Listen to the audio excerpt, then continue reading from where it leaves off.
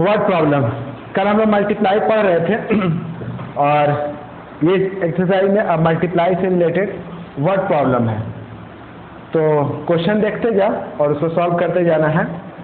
पहला क्वेश्चन जो दिया हुआ है कि apple are sold at 48 whole 4/5 per KG, मतलब 1 केजी एप्पल का जो दाम है वो 48 होल 4/5 है। तो बताना है कि 3 होल 3/4 केजी का एप्पल का दाम कितना होगा। उसको देखो उतना नहीं पढ़ो। मान लो कि 1 केजी एप्पल का दाम है 50 रुपीज़, तो 3 केजी एप्पल का दाम कितना होगा। तो 50 को 3 से मल्टीप्लाई कर देंगे। तो हम लोग लिखेंगे यहाँ पे ऐसे, cost of 1 KG, cost of 1 KG, 1 KG का दाम कितना है 48 4/5 रुपीज़, ठीक है ना। Total weight of Apple, total weight of Apple, मतलब एप्पल कितना खरीदे, तो 3 होल 3/4 केजी। तो यहाँ पर लिखेंगे cost of Apple, cost of Apple. तो यहाँ पर कॉस्ट लिखना होगा ना, तो लिखना वेट, मतलब जितना केजी खरीदे हैं और उसको रेट से इंटू कर देते, जो एप्पल का रेट है, ठीक है ना। Cost into rate. तो कॉस्ट वेट कितना है, तो 3 होल 3/4 इंटू रेट कितना है 48 होल 4/5। तो ये कितना हो गया, इसको लिखेंगे तो ये हो गया 4 और ये हो गया 15 मल्टीप्लाई 5, 48 5 गया 240, 244, ठीक है ना। 244 आ जाएगा। 48 इंटू 5 40, 4 आया ना। फिर आया यहाँ से 5 4 जा 20, 24 और 4 कितना होता है 244। तो 5 के डबल में 15 कटेगा कितने बार में, 5 के डबल में एक बार, ये 3 टाइम, और 4 के डबल में कट जाएगा। 4 के डबल में देखो 24 तो 6 बार में और ये 1 बार में, मतलब 3 इंटू 61, मतलब आ गया ₹183। मतलब कि 3 होल 3/4 केजी एप्पल का दाम होगा ₹183। क्लियर। ऐसे भी 1 केजी अगर एप्पल का तुमको दाम पता है 5 केजी 10 केजी 20 केजी जितना केजी एप्पल निकालना हो, 1 केजी के एप्पल को जितना वेट दिया होगा उससे मल्टीप्लाई कर लेना, वेट निकल जाएगा। सिंपल। तो मार्केट में यही काम हम लोग करते हैं। दूसरा लिखा हुआ है कि a car cover a certain distance at a uniform speed of 66 whole 2/3 per kilometre per hour. मतलब ये दिया हुआ है कि एक कार जो है वो 1 घंटे में 66 होल 2/3 किलोमीटर जाता है, मतलब उसका वो स्पीड है, ठीक है ना। तो कार का स्पीड, तो हम लोग लिखेंगे स्पीड,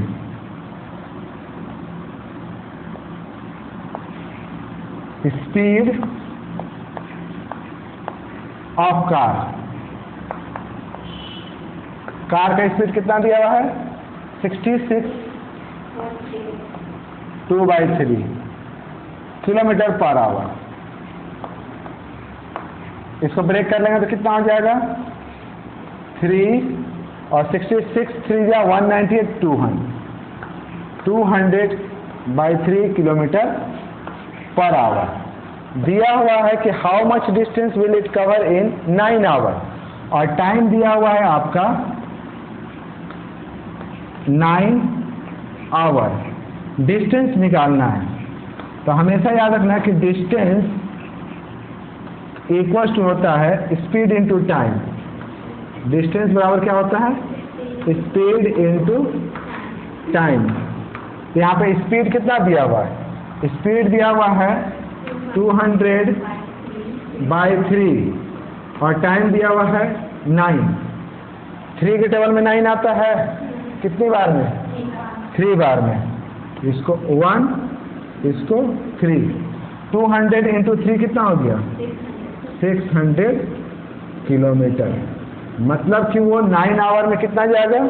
600 किलोमीटर का डिस्टेंस कवर करेगा। ठीक है, चलिए उसके बाद थर्ड क्वेश्चन देखो।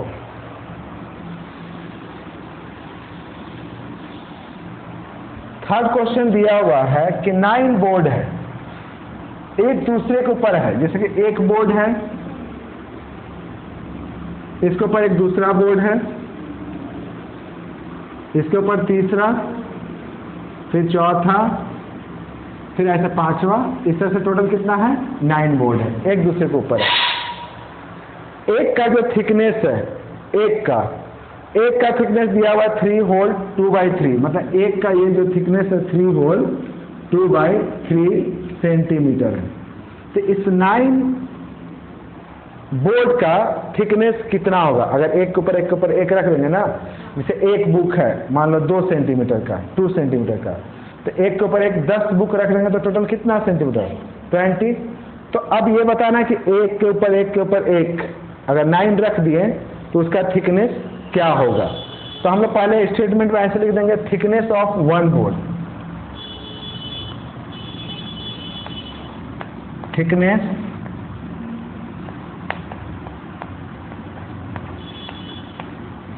Of 1 board. एक बोर्ड का थिकनेस कितना है? तो 3 whole 2/3। Number of board, board कितना है टोटल? 9। तो लिखेंगे क्या निकालना है हमको? How high. तो लिखेंगे height equals to thickness of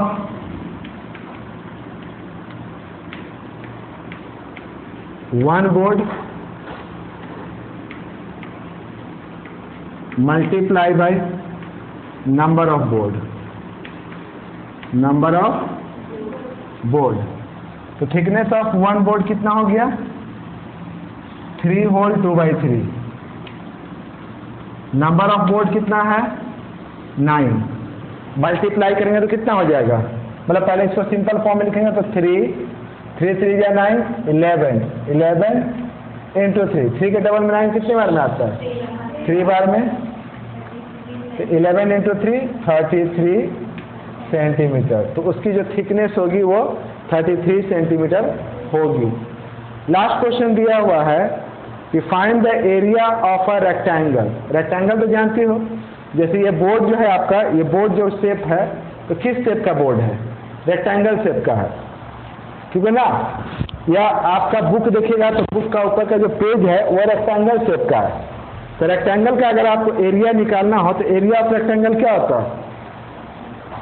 area of rectangle होता है लेंथ इंटू ब्रेथ। तो हम लोग पहले यहाँ पे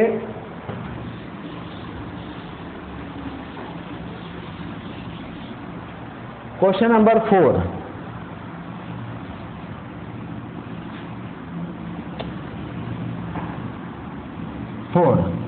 देखो, रेक्टेंगल इस शेप का होता है, ये रेक्टेंगल हो गया। Find the area of rectangle park which is 41 whole 2/3, 41 whole 2/3 metre long and 18 whole 3/5 metre broad.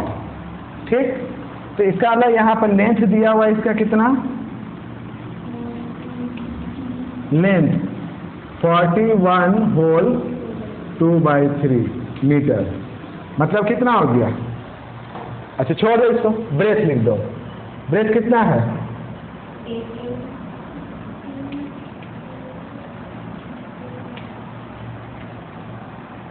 18 whole 3/, फिर लिखें area length into breadth. Length कितना है?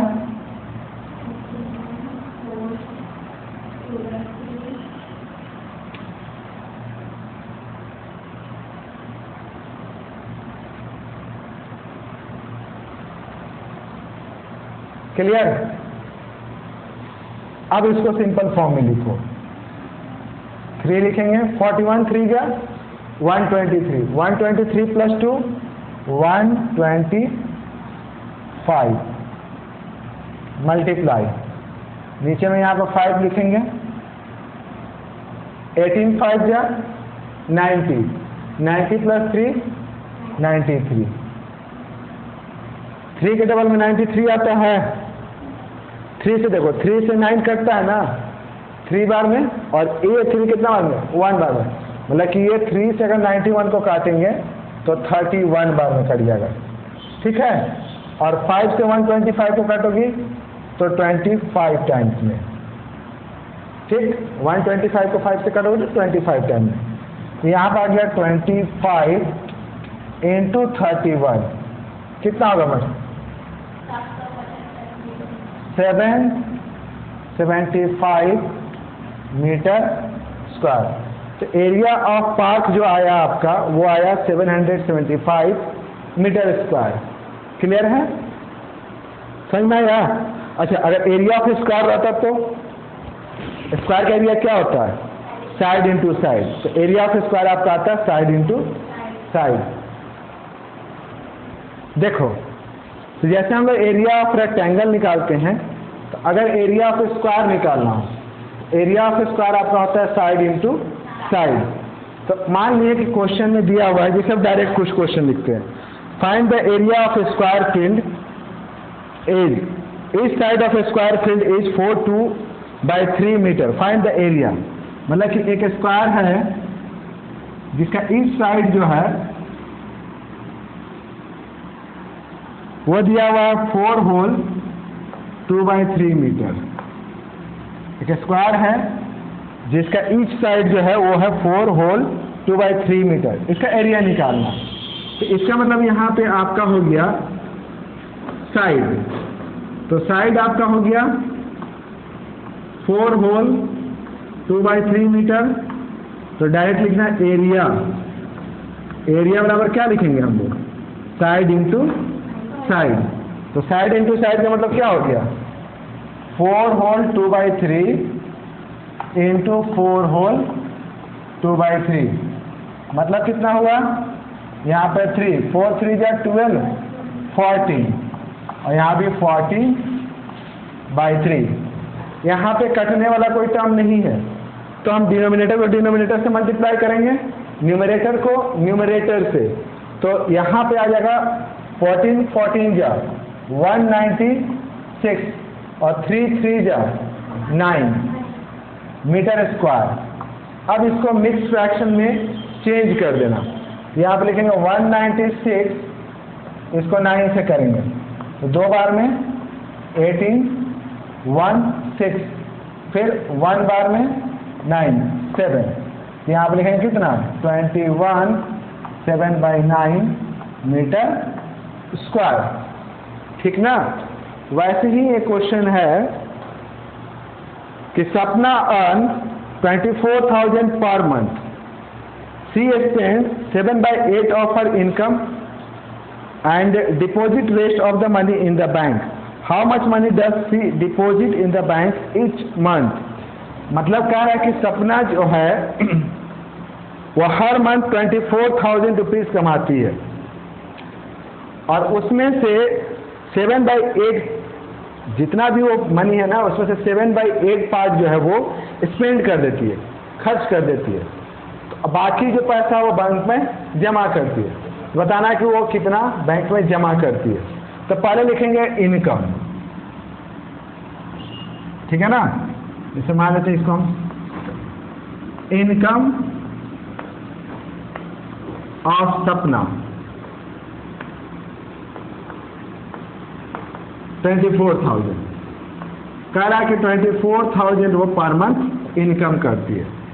मनी स्पेंड मतलब वो मनी कितना खर्च करती है, मनी स्पेन, तो दिया हुआ 7/8 ऑफ इनकम, मतलब जितना वो इनकम करती है उसका 7/8 पार्ट वो खर्च कर देती है। तो इसका मतलब कितना हुआ 7/8 इंटू 24,000, मतलब 8 के डबल में 24 कितने बार में आता है, कितने बार में 3 बचा इसमें 3, फिर यहाँ पे 3 जीरो लिख देना, मतलब 21,000, मतलब वो 24,000 कमाती है, उसमें 21,000 खर्च कर देती है। तो बचा पैसा कितना उसके पास, कितना पैसा बचा, अगर मान लो 24,000 कमा करके 21,000 खर्च कर दी, तो फिर बचा कितना, तो बचा कितना, तो 24,000 में 21,000 माइनस कर देंगे, तो मनी यहाँ लिखेंगे money deposit on bank, deposit in bank, बराबर कितना लिखेंगे, बराबर लिखेंगे 24,000 माइनस 21,000, मतलब 3,000, वो 3,000 रुपया बैंक में जमा कर देती है। क्लियर है? एक दो क्वेश्चन बस और देख लेते हैं, ये समझ में आया ना?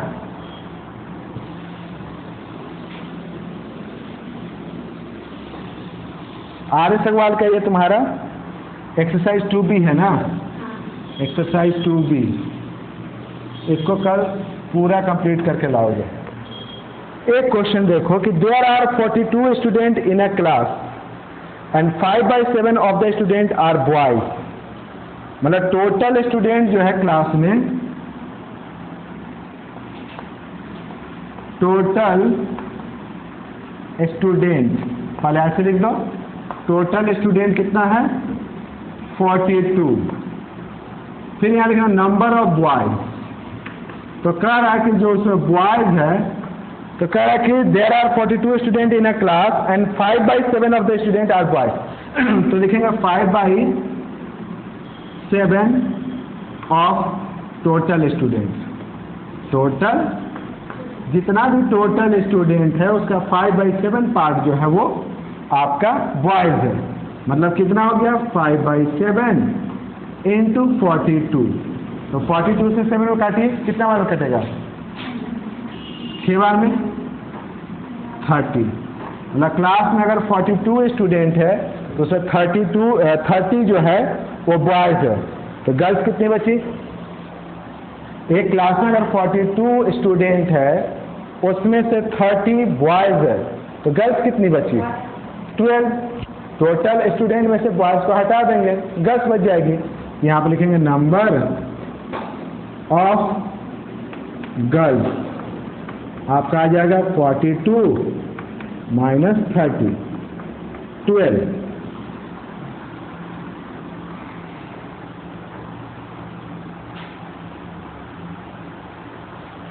बाकी सब क्वेश्चन तो इजी है, बाकी सब क्वेश्चन तुम लोग ट्राई करना, जो प्रॉब्लम होगा फिर पूछ लेना, ठीक है ना? और कल एक्सरसाइज 2 भी कंप्लीट करके लाना।